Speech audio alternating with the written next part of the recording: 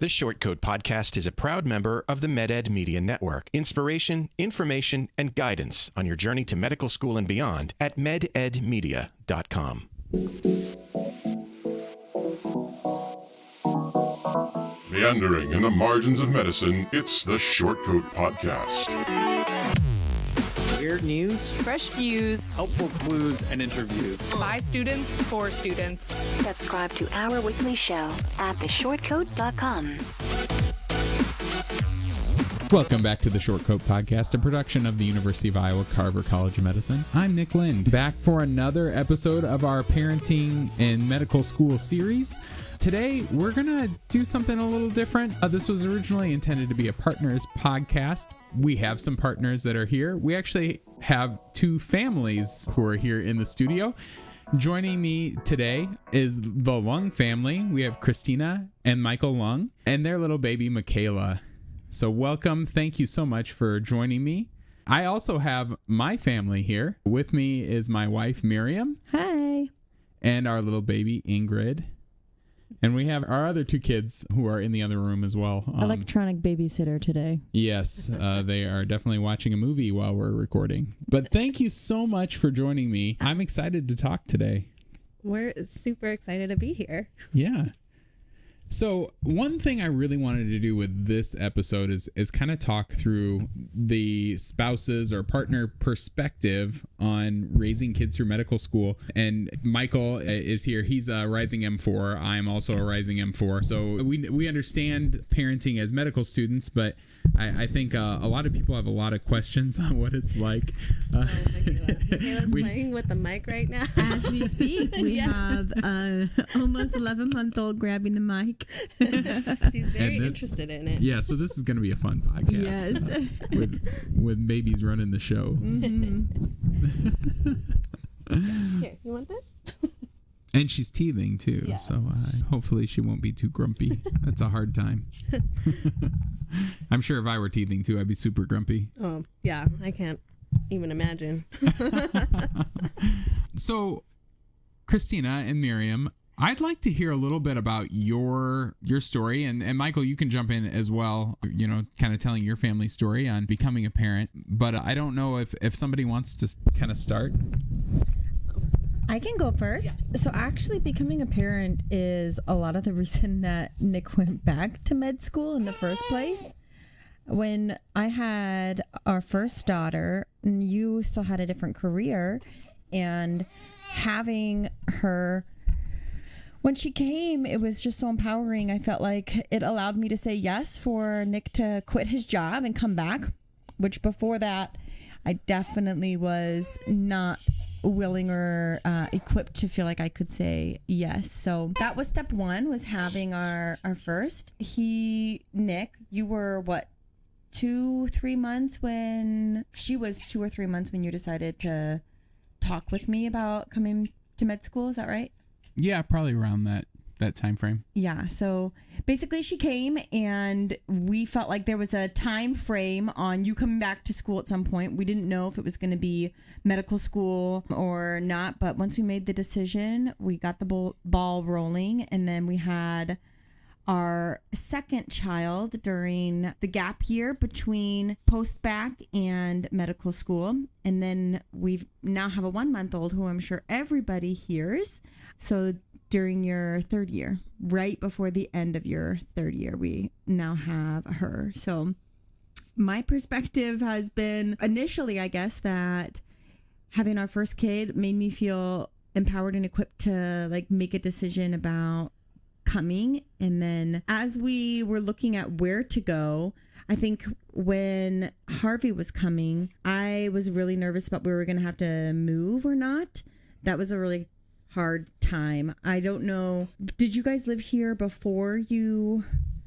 No. Okay. We're from California. Okay. We lived out here. Yeah. So we had one, and then we were having Harvey when we were like applying for all of the locations, and I remember being just terrified that we were going to have to move or something like that. The first place you got accepted was Phoenix, and I was a little nervous about like if we were going to have to go to Phoenix or not, because we were living here during the post-bac like application season. And so then when you got accepted here and we knew we were coming here, that was just a huge relief. So I guess it's been everything from like initial decision to just relief that we were going to have to stay and make it as easy as possible for the transition period.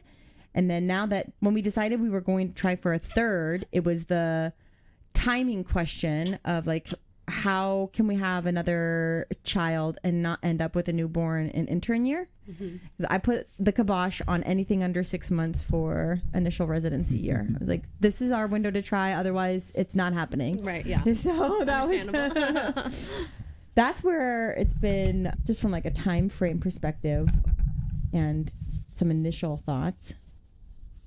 Yeah, thanks. Hey, do you want to talk about also, you know, kind of what our situation is as far as where do the kids go? Like, Yes. how does all that work? Yeah.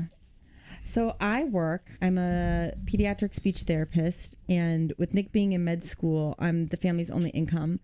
And I did find that medical school is not really designed for people with several dependents. I think there are people that make that work, but it would be really hard to stretch student loans across all 5 of us. So I do work, and I do work full time, but then it's stretching my income for everything that loans doesn't cover, which is primarily daycare and our mortgage. So the kids go to daycare full time. Our eldest is now in elementary school, and being on maternity leave, it's trying to figure out where we're going to send the third baby without having 3 daycare pickups every single day. So we're working on that. I think we finally got it arranged that the preschooler is going to go to a pre-K program at the elementary school. So then I'll pick up the oldest and the middle at the same location before I run to newborn pickup every day. But it's a lot. Yeah.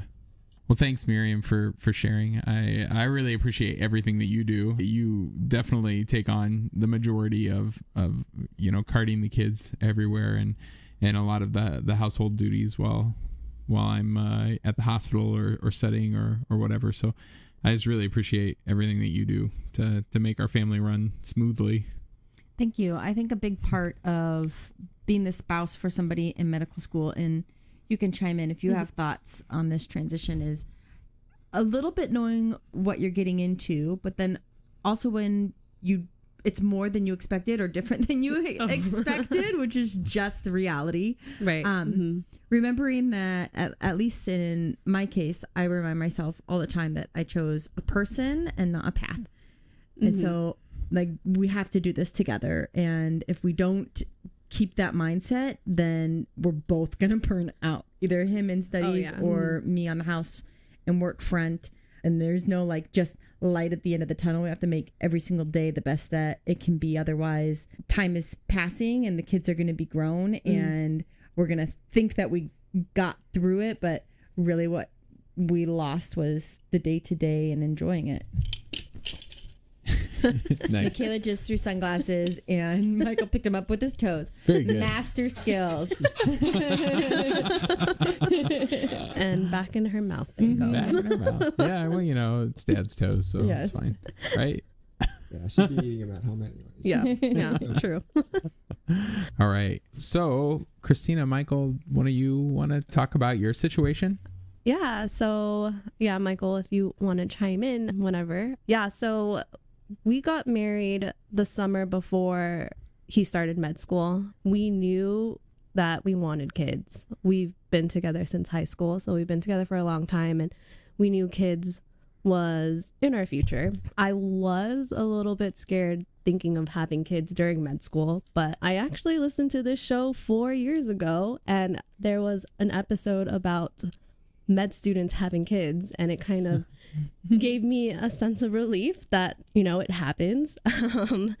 But yeah, so we moved out here and we were talking, when is the best time to have a child? I knew I wanted time to adjust living here. We live in California at the time and our family's out there, and so I wanted like a year. And after that year was up, I'm like, okay, I think I'm ready to bite the bullet and just let's do it. And so we got pregnant, and then the pandemic came. Wow. We had plans to fly out to California in March. We had my baby shower planned, and I was so sad that I couldn't fly out. I was sad that, I wasn't with my family for a bulk of the time I was pregnant, but I sent them a lot of pictures, and I sent a lot of my pregnant belly photos on the internet just so that they can kind of be a part of that journey. But yeah, and then she came in July, and yeah, that was interesting too. Luckily, my parents came out a month after. My mom stayed with us for 3 months, which was very helpful. But I actually didn't realize that Michael was able to take time off. I thought initially that, maybe he had a few days off, but he took a whole month off. Was it a month?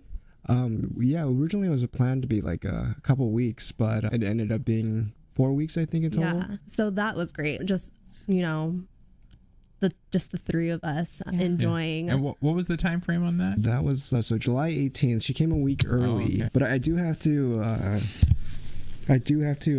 acknowledge that the administration was very, very supportive and, letting me take time off and being very understanding that you can't really schedule when the baby's going to come along. Yeah. So they're really supportive in that aspect. That's good. Yeah, it was kind of an interesting time because it was also around when I started getting serious about studying for step 1. So, with the 1-month-old baby and trying to study, Tina definitely... She definitely kind of held the family together and made things work. And like Tina was saying, we had her parents out here, which was very helpful as well. But nonetheless, it was a pretty stressful time.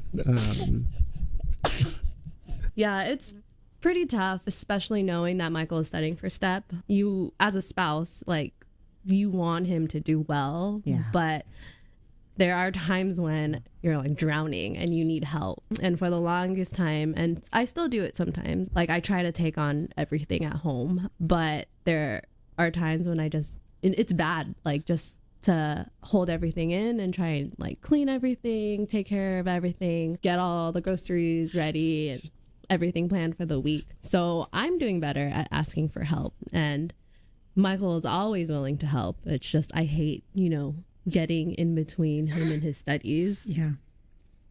I think especially when you know coming in that that's going to be so important, and his success is our success. Yeah. Definitely. Especially for us being in a second career. We were very discerning and intentional in making this transition. And if it doesn't work out, there's a lot on the line. So I need and want to give him space, both for him to do well, but because doing otherwise is reversing what we've put in. So yeah, I hear that a lot. What kinds of things have you found to support yourself trying to keep that good positive mindset, or be able to manage everything? Yeah, well, I definitely am thankful that she goes to daycare. Having to watch her and work at the same time is tough. I've done it before plenty of times when she's sick, and she's sick often. Having to work and keep her occupied is very challenging. But I actually have a second job. I'm a Bar 3 fitness instructor. And so having that has been it's been great. That's how I socialize with people. I get to work out at the same time. So having that has been great. That's great. Are there a lot of moms in your group that you can discuss things with? Or maybe medical professionals, or both? Both. Yeah. The members there, they all know that I have a baby. So they always ask, and they always ask how I'm doing. So yeah, my coworkers there are great too. There are times when I have to teach, and so they'll watch her, which is great. So they've been so supportive. Good. Yeah, I don't know if you ever found any, but I took to a lot of podcasts as well that really were helpful. There's a Married to Doctors podcast, and she has some Facebook groups and stuff, and I found that really helpful. Both when you were doing, I found it when you were doing your post back, and I binge listened to like all of them when you were doing that. And then I keep up on the like new releases now still. That's been helpful. Or there's like Lives of Doctors' Wives Facebook group that's helpful. You can ask questions in. Those sorts of things have been really good on helping me to know kind of what was coming. I think especially during that post-bac period when I was like realizing what I had said yes to. There was that, and then we have a community group through our church that has been extremely helpful to have like local community, because we didn't move like you guys for medical school, but we moved for the post-bac program. And although we do have family in Iowa, they're all pretty far. My family is the closest in Dubuque, which is still an hour and a half away from here. And then Nick, your family is in Fort Dodge, which is about 2.5 to 3 hours. So people could come if there's like a real emergency, but nobody can come for like just the like day-to-day. Or weekday help or like mental break or anything like that. And so getting plugged into that community group at our church has meant that we have some local friends.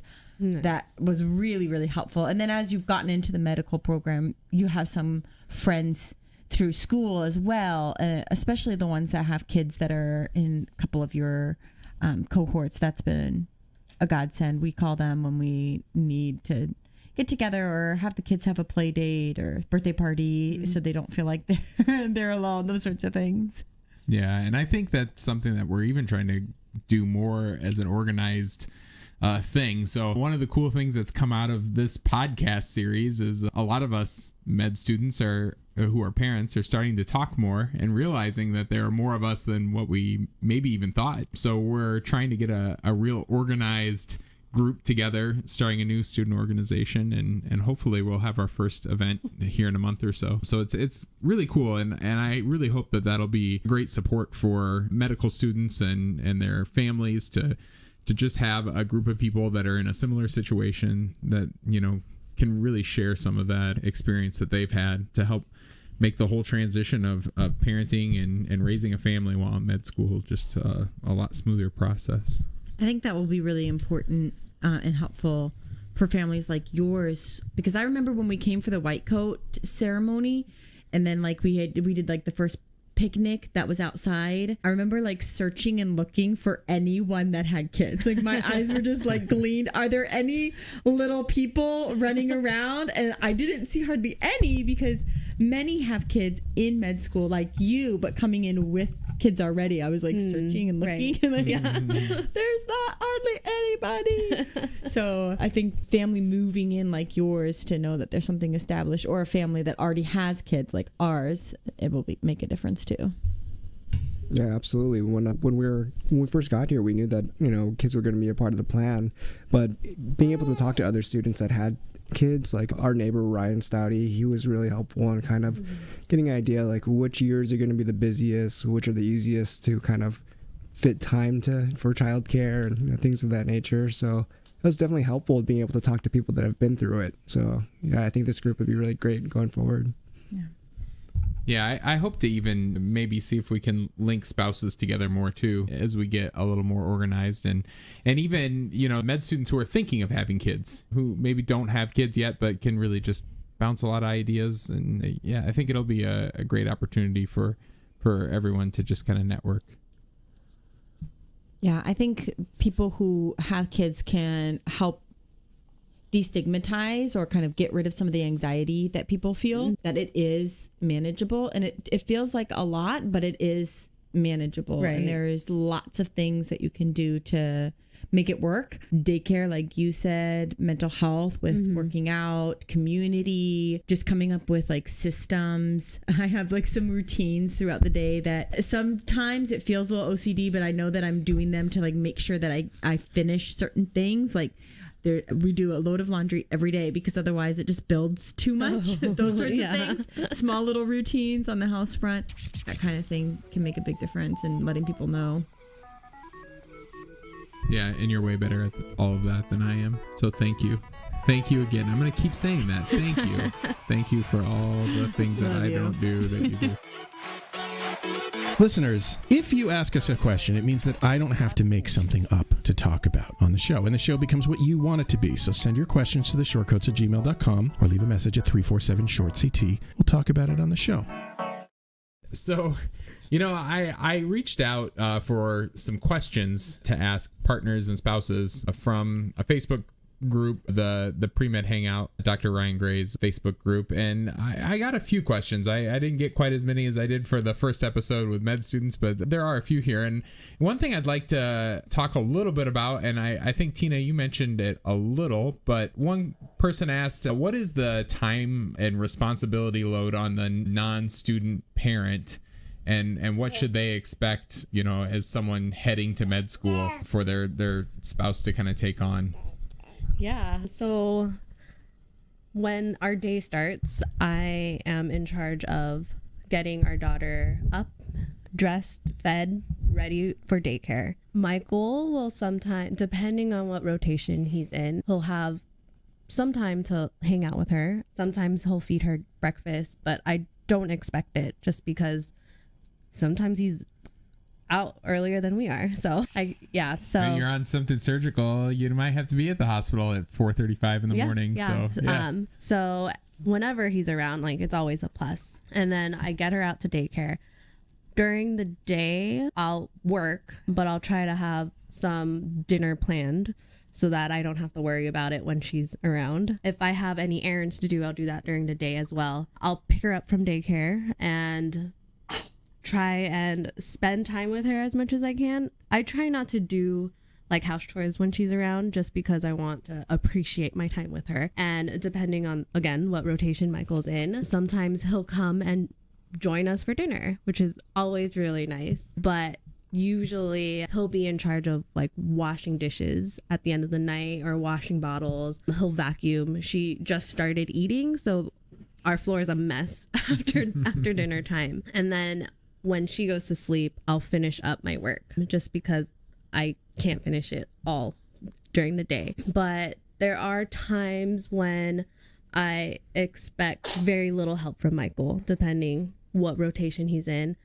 But other rotations, he's very free. I did not expect that. So maybe he's home at lunch and then he can do a lot of the other things that I don't have time for. He could be in charge of dinner and getting her from daycare. So yeah, we play it by month. We'll see what happens. Yeah. You have anything to add to that?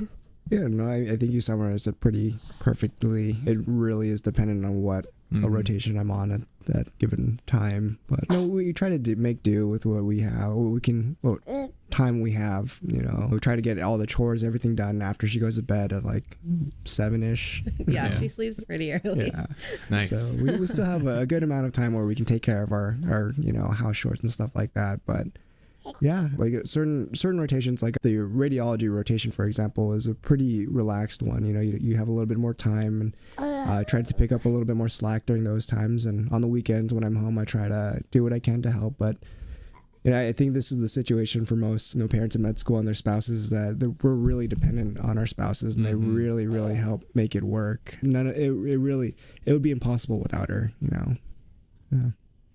Yeah, definitely. We talked a little bit on the first episode that while med school is pretty unpredictable at times, you have these pockets where you kind of have quite a bit of flexibility and availability. You might not know when those are coming, and they might come unexpectedly, that you get on this rotation and you thought it was going to actually be way more involved than what it is, and then all of a sudden you're realizing, I'm at home at 3 every day or something like that. But again, you might not know that going in. So, and it's also sometimes dependent on who your attending is or whatever. One group might go through this rotation and they're there at, I think I can always come to surgical rotations. So I feel like some surgical rotations, you're there very, very early. Usually you're there very early regardless. But then, you might leave at a really reasonable time versus another time, depending on who you're with, residents and whatnot, you might be staying super late. So it's all very dependent on And your interests, because I think there are certain rotations where I won't say you put in more, but like that you want to learn that area really as well as you can in the 2 to 4 weeks that you have, because it's either an area of interest or an area that will support you, or you need a letter or whatever it might be. So that makes a difference as well. Our 1-month-old Nick is holding, and she's getting a little fussy there. She is. She's had a hard day. She's been the most fussy that she's been since she came. I don't know if she's having gas or what, or she's just waking up to the world, and so then she is really tired because she's staying awake longer. But yeah, Michaela is very interested in her. Yeah. Hey, Michaela. You want another little baby at your house, huh? So another question that we had, how do students handle their kids' sick days and holidays and things like that when the kid's not at school? How do you all handle those days?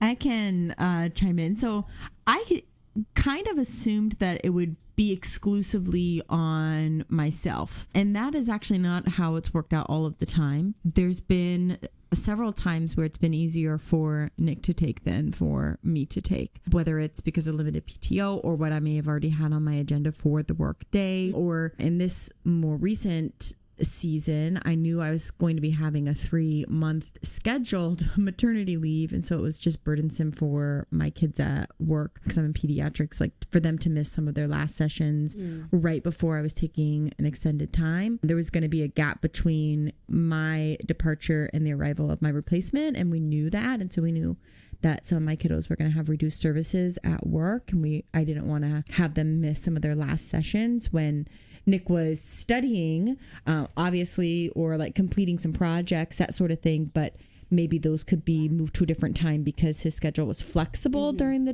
the period that we needed support. So that's been nice. It's kind of like what you were saying a little bit ago, Tina, that it really depended on the season that you were in, the rotation that you were on who it ended up falling to. But yeah, for us, I would say, I kind of take care of her when she's sick for the most part, but Michael has taken a good amount of time off to watch her too. Yeah, and they're usually really understanding. If there are a lot of residents and a lot of attendings who have kids as well, they understand. You can't predict when that happens, and especially first-time parents, we freak out about every little sneeze or cough. So, and then we end up getting those sneezes. Totally. And coughs, so. We actually had a recent extended period of this. So Michaela's daycare was shut down for 10 days by the county because someone had tested positive, one of the teachers. And they kind of, just as a safety measure, shut everything down. So she was home for 10 days. That was so hard. We were really debating if we should have like my mom or his mom come out and help, just because I needed to work, and it was just an awful time. Yeah. It was a rough couple weeks there, but and what's tricky is you weren't the ones who were sick, so you could contemplate and consider. We had a somewhat similar but different situation in September where we had COVID, and so we shut down our school. We put all of their kids in quarantine. We were the point of exposure. Oh, wow. And yet we were all actually extremely mild. Nick, you had the worst symptoms, and it was still like pretty I was still cakey. I was fine. I felt bad, like really bad for like maybe 4 days or so, but the rest of us tested positive but had like pretty much no symptoms. Like I had congestion for 2 days, and so by the time we even ended up in quarantine, I was totally fine. So then I was expected to work from home because I could do telehealth, because we had been doing telehealth for so long that we could move our kids onto it. But then I had both of the kids. We had found out that we were pregnant with Ingrid like 2 days before we all tested positive. So it was an extremely stressful situation. But we couldn't think about anybody coming in, because we were the point of exposure. So, and it happened to be where I was in between 2 clerkships and 2 easier clerkships, so it ended up working out pretty well from like even a med school standpoint. I didn't really end up having to make up anything. I had to make up a few extra shifts here and there, but I didn't have to, delay or pause and retake that clerkship at another time. It all worked out really well. So I think things tend to have a way of working out, because if our kids had been younger, it would have been way different. Like, I hear how hard it would have been with Michaela being so young, because you can't really predict even naps sometimes at this stage. We can't predict anything with our 1-month-old right now. But like when we were in quarantine, we knew exactly when Harvey was going to nap. And so I clustered all of my kids to the afternoon. I basically did telehealth from 1 to 5. And in the morning I did school with my elementary age daughter. Then I shoved food down their throat at like 12, shoved him in front of a TV for like 2 hours, had a 10-minute break where we put our 4-year-old on nap, and then I went and finished the rest of telehealth. Oh my. That was like the routine for like 2 solid weeks. And I was kind of in and out during some of that too. Like some of that I was, doing like Zoom lectures and everything, running up and down the stairs, checking on. But a different age, and there's no way on earth it would have worked. Yeah. But it happened too because of the age and stage that we were at. Wow. Yeah, it all worked out in the end. This same person also asks, and this might be a good question for Michael, should a non-traditional parent student seek programs that have more online or self-paced components to them? I'm not really sure if you would necessarily need to seek that out, because I think, at least in my experience, the administration has been really supportive in kind of accommodating whatever needs to come up. Yeah. And again, I don't really have anything to compare to say whether or not, CCOM is particularly self-directed learning or guided. So I'm not really sure about that. Yeah, even just thinking about this question, my thoughts were, well, I don't know too many programs that don't have all of their preclinical lectures at least available as recorded lectures. That's becoming almost the standard these days. You will have some required in-person things. You can't do anatomy from home, and a lot of times small groups are, a lot of schools like small group sessions where you're learning a lot more hands-on things. You're gonna have to be there for that kind of stuff. But yeah, I mean, I think most programs are gonna have some flexibility. And it's kind of hard to comment on it too, because Michaela wasn't born until halfway into core year, so the didactic portion is kind of a totally different flavor of beast. So it's kind of hard to say. Yeah. So I guess we kind of already covered that question. Give me just a second here. Where did your passy go? Right here. You want to say something, Michaela? Yeah, you can talk, Michaela. You have a question? That we didn't talk about that has really been important for us is communication. I don't know how you two work it out, Tina and Michael, but a relationship in general needs so much communication. For a marriage to work, you have to be talking and making sure you're making time for each other, knowing what is expected. But then when you throw kids in the mix, so much time is absorbed that if you're not pocketing different times to even just communicate like what's happened with them, then it doesn't work. So I'd be curious what you guys have done. But we ended up during the end of first year and through second year, we haven't had to do it so much now with rotations because you have more flexibility. But during first and second year, we literally had family meetings on Sunday nights where it was like at 5:30. Throughout the week, I would like make the agenda things that came up that like I knew I couldn't talk to him about now. I would throw them on I have like a notes app on my phone, and it has one of the notes is titled family meeting, and I'd just throw it on that agenda so that when we got to the end of the week, I would remember what things I needed to tell him or ask him. And one agenda point always was like, what is your upcoming week looking like? So that I know. And so like I would debrief him on what happened throughout the week, and then he would debrief me on what was coming for the upcoming week. And then we would do it again and rinse and repeat. Yeah, for us, I would say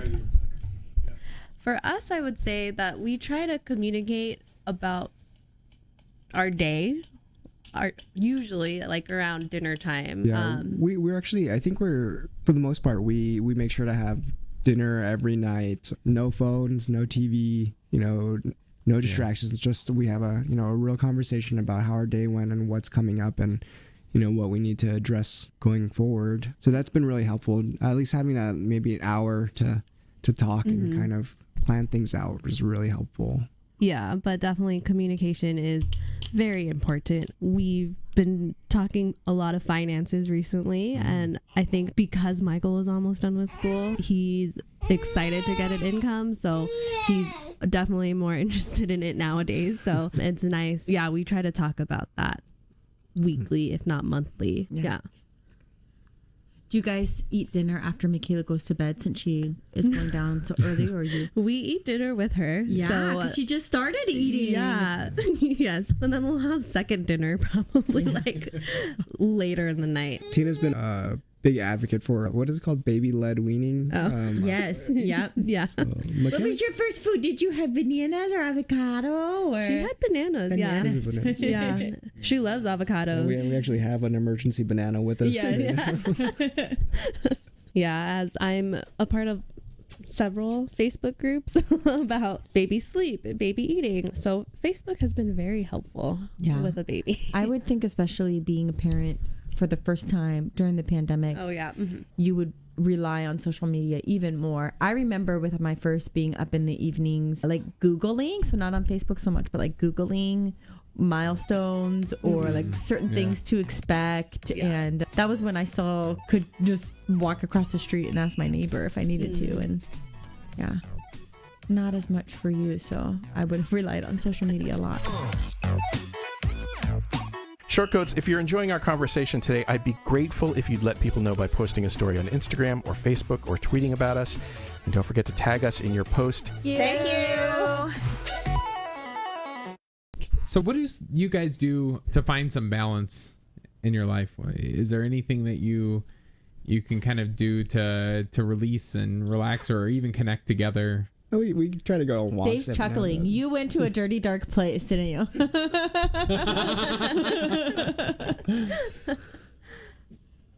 What were you saying? I did not. Yeah, we try to go on walks every now and then, just kind of slow things down and, try to get away from our responsibilities and just be us three going to the park. Yeah. Yeah, Michaela likes the park, right? Also, I think Michael is a big believer of working out, which is why he kind of pushed me to go back into teaching bar 3. But so I'll go to bar to work out. He trains jiu-jitsu, so he'll do that once a week, and that's been good for our mental health. Good for you. That's exciting. Miriam, what do we do? We are dictated a lot by a 6 and 3-year-old. That is very true. And so most of our like relaxing kinds of time is things that are very, very kid friendly. Yeah. There's a lot of parks and everything is very seasonal. So in my Save Notes app, I have like season-based ideas. So like summer right now, we've got Splash Pad, we've got If It's Too Hot Children's Museum. In pre-COVID times, it would have been library story time. Now there's outside park play dates and classes and different things like that. But then for like myself, I really enjoy cooking. So we'll let the kids be outside while I do that. I wear our infant a lot so that we can make things work with her. And then just you and I, we try to get some help in to schedule dates as much as we can. We had my dad here during Valentine's Day, and we still were not comfortable with going into restaurants in that time, even though I think you had one shot, I had both shots, but we did a date in the basement downstairs. I cooked a meal. I mentioned I love cooking. We did a whole love themed meal, all 4 courses, and they were like spelled out LOVE with the menu item. The kids got to serve us, and how cute. Yeah, it was really fun. Yeah. It was really fun. It was good. But we couldn't have done it without the babysitters upstairs. Yeah, definitely. Yeah, I like to try to get the kids involved in projects. So like today, I always like to work. I like not think, but just like work with my hands when I'm not studying and thinking about medicine. So today we washed the cars, and they washed one car with me. They kind of decided. And then they started chanting for you to spray them. And Yeah. So then I was just spraying them with the pressure washer, which was a lot of fun. Harvey got hurt once. He came he too got close. too close to the pressure washer. So I kept telling him to stay away, and I actually wasn't paying attention. I was spraying the car, and he like stuck his hand in there. So, but he was okay. Yeah, it didn't actually cut him or anything. But I've had that happen. I used to wash FedEx trucks when I was in high school, and I literally I still have a scar from a pressure washer cut. And I think Michaela and Ingrid are probably getting tapped. Yeah, I think so too. Maybe I am as well. Is there anything else anyone wants to talk about?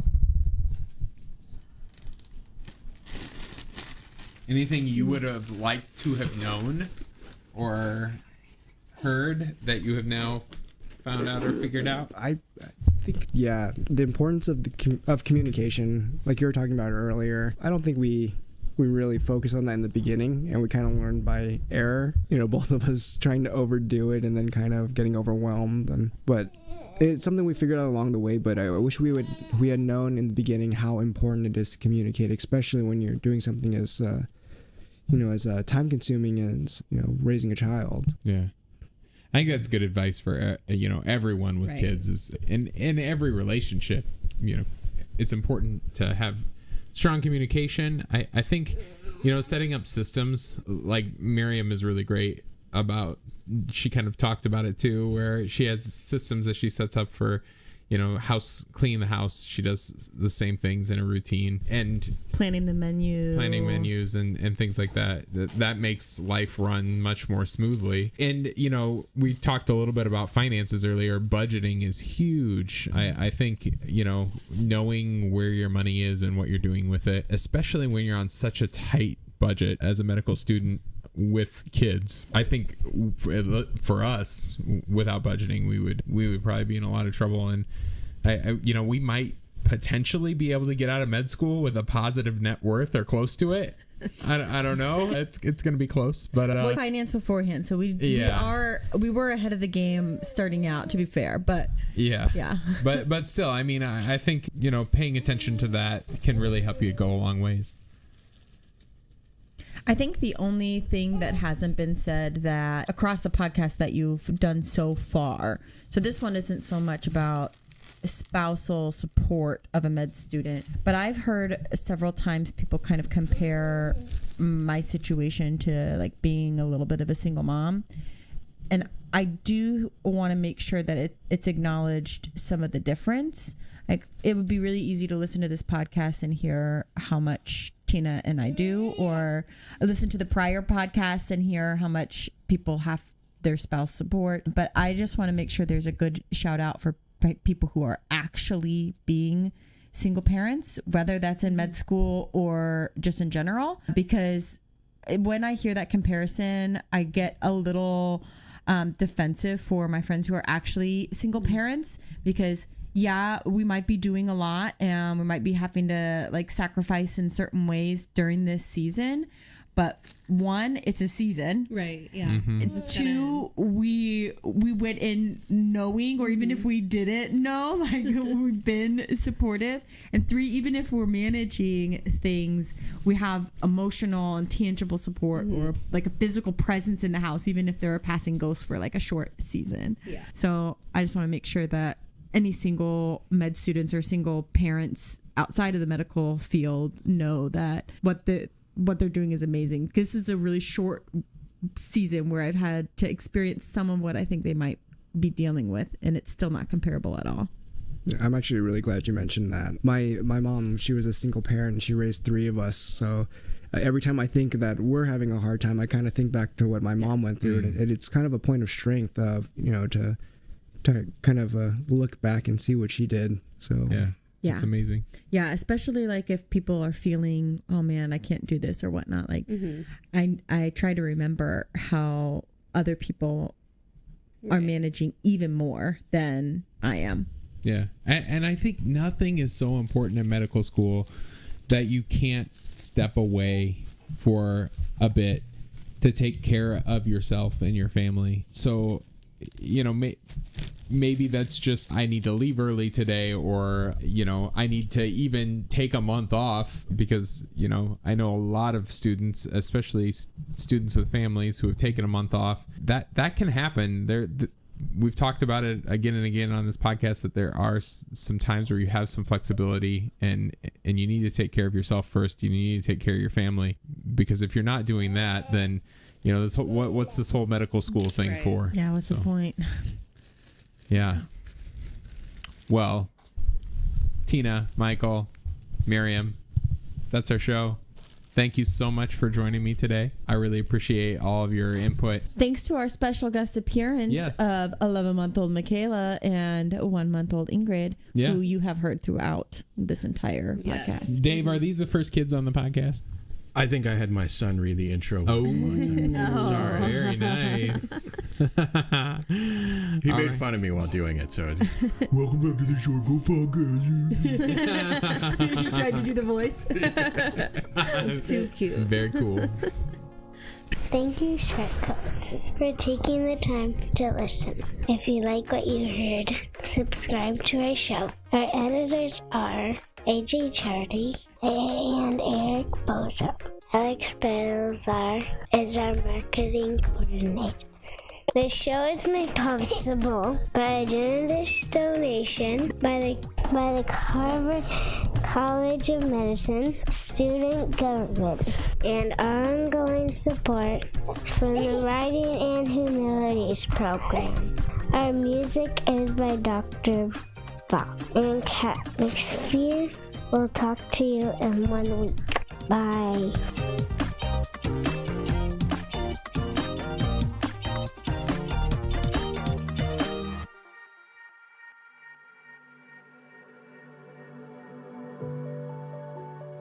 Hi, Shortcoats. Look, life in medical education, life in America, life in the world is often difficult. And I often wish I could help. All I have is this podcast, but in my wildest dreams, you have the support you need to lead a life of your choosing. You deserve to be happy, healthy, and successful in whatever ways you define those words. So if you need support because you've experienced racism, discrimination, harassment, mental health crises, I want you to be able to get the help that you need. And so I'm going to put some links in the show notes to some resources that you can use. But the bottom line is that, for what it's worth, I see you. I know you're out there. I wish I could do more. Maybe I can in ways that I don't understand yet or know about. But I see you, and I'm glad you're here, and other people are too.